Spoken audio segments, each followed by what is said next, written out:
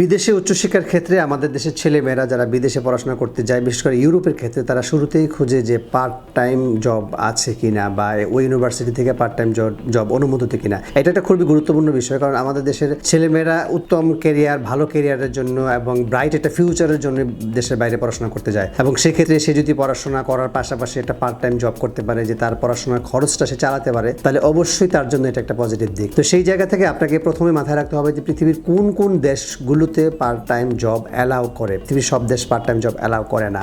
ইউরোপের দেশগুলো, আমেরিকা বা ইউরোপের অস্ট্রেলিয়ার মতো দেশগুলোতে পার্ট টাইম জব অ্যালাউ করে। তো সেগুলোতে আপনি যেতে পারেন এবং আপনাকে দেখতে হবে যে কোন দেশ কত ঘন্টা weekly part time job allow করে। তো এইটা একটা খুবই গুরুত্বপূর্ণ বিষয়। ইউরোপের অনেক দেশেই খুব ভালো সময় পাওয়া যায়, 30 ঘন্টা বা তারও বেশি পার্ট টাইম জবের একটা সুযোগ পাওয়া যায় এবং এর বাইরেও আপনি আনঅফিসিয়ালি আরো অনেক কাজ, আরো অনেক সময় কাজ করতে পারবেন। তো সেই জায়গা থেকে একটা গুরুত্বপূর্ণ বিষয় হচ্ছে গিয়ে যে ইউরোপের বাইরে যেমন চায়না বা মালয়েশিয়া, এই দেশগুলোতে আপনি পার্ট টাইম জব পাবেন কিনা। যেমন চায়নার ক্ষেত্রে যদি আমরা বলি, আপনি পার্ট টাইম জবের সুযোগ পাচ্ছেন না। কেন? চায়না মূলত বাংলাদেশ বা সাউথ এশিয়া থেকে যে স্টুডেন্টগুলো নেয়, ওরা পড়াশোনা করার সুযোগ দেয়, সেগুলো মূলত ওরা স্কলারশিপের সুযোগ দিয়ে নিয়ে থাকে। চায়না মূলত সাউথ এশিয়া সহ বাংলাদেশ থেকে যে ধরনের স্টুডেন্টগুলো নেয়, এরা মূলত ডিপ্লোমা এবং ব্যাচেলর প্রোগ্রামে স্কলারশিপ দিয়ে পড়ার সুযোগ দিয়ে থাকে। স্কলারশিপটা নানান ধরনের হতে পারে, ফুল স্কলারশিপ বা পার্শিয়াল স্কলারশিপ। তো সেই জায়গা থেকে আপনাকে মনে রাখতে হবে যে ইউনিভার্সিটিগুলো আপনাকে ফুল স্কলারশিপ দিয়ে নিবে, তারা আপনাকে অবশ্যই পার্ট টাইম জবের সুযোগ দিবেন। আর এমনিতেও চায়নাতে এখন পার্ট টাইম জব অ্যালাউ না।